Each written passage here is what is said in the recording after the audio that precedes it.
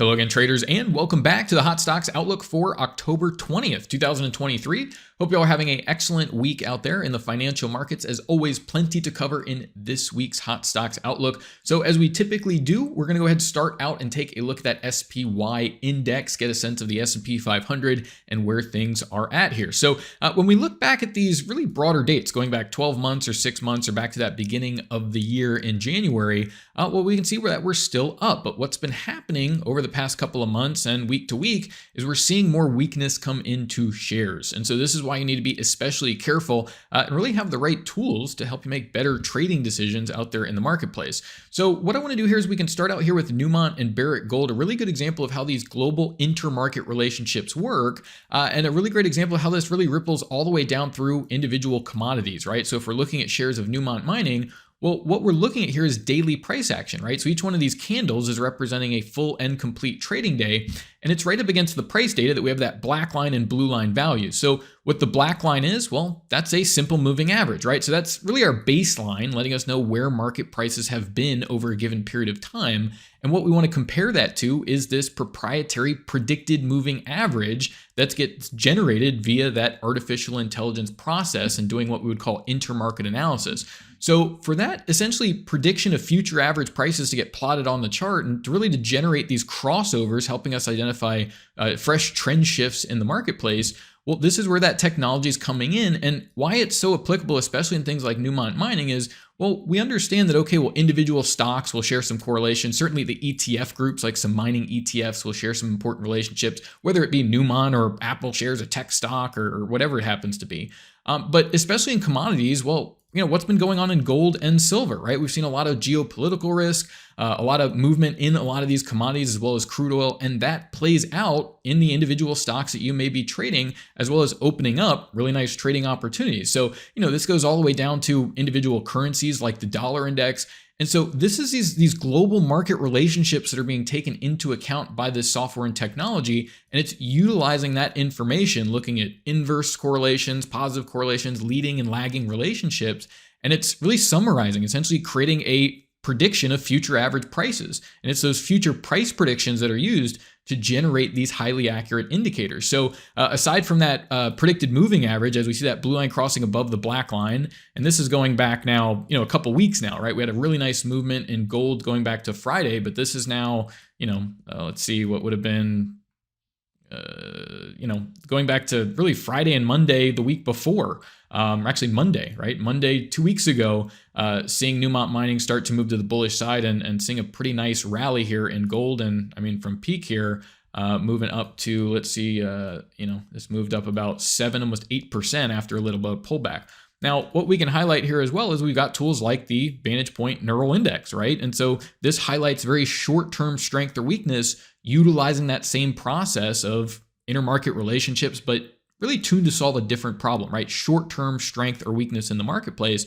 And so we get this weakness coming into yesterday's price action, and that leads you to really our next set of predictive indicators, the predicted highs and lows from Vantagepoint.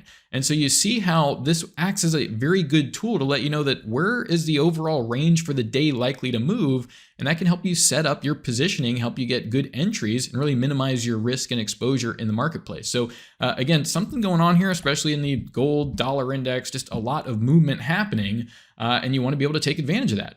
Here's Barrick Gold. So again, getting that really confirmation as we look across the basic material space and, you know, see again, gold and silver and precious metals doing quite well. We see a very strong forecast. You get one blip here where that neural index is bearish, but overall, day to day, very, very bullish forecasts. And what's interesting about this is if you use Vantagepoint's predicted highs and lows, you know, if you have an order ready for this day, well, you're just going to get filled at the open, gap up the next day, and really be off to the races here and benefiting off of really that Friday, you know, and Monday move we see in the gold market. So here again, we can take a look at about a 9% rally. Again, just over the last 6 trading days, right? So again, seeing there's few areas where there's some, you know, really strong forecasts coming through. That predicted moving average is well above that actual moving average. And that's where if you're running things like Vantagepoint and Telescan to really highlight when these crossovers are occurring, well, you start to see a lot of these synergies in the market and really a lot of those intermarket relationships start to play out. Now here's Meta. We looked at this last week.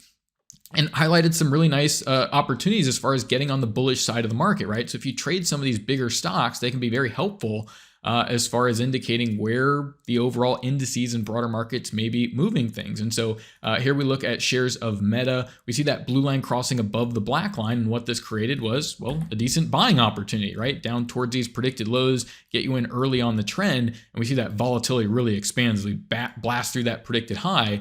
And so this is where volatility can increase. And you see how, after that big move up, we, push past this predicted high and low, even though the range was going lower, we see some volatility start to kick in. And this is where just generalized weakness we've started to see spread out throughout the marketplace. And this is where you want to be especially careful. So you can use Vantage Point to say, okay, well, take profit up near these predicted highs, especially if you're a short-term trader as that neural index gets bearish there.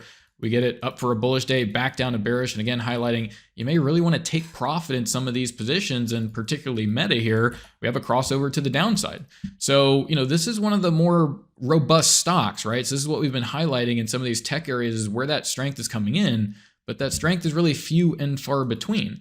Now, maybe you're trading again some of these bigger tech stocks. Here's Microsoft. We see that crossover to the bullish side. Neural index quite bullish, and this is the timing to come in and start establishing a position and maybe benefit as shares move higher. We see these predicted lows being hit, the market moving, really sideways over the past week here. But what we want to pay attention to, especially also in the short term, is Vantage Point's predicted neural index is a 48-hour indicator. And so if you're a short-term trader, what you understand is, yes, the trend is up, but you may want to take some profit over the next couple of trading days when that neural index gets bearish, because you're likely to see some weakening in prices. And so it's interesting here, if we look at that neural index gets bearish and then the subsequent predicted highs and lows, well, what it's telling you is look towards these predicted highs to go ahead and take some profit, because you're very likely to see some lower prices, at least in the very short term. So you want to be very, very careful in this market when you see those warning signs start to, emerge, especially in things like Meta. We're seeing gold start to spike, and we're seeing just some general weakness.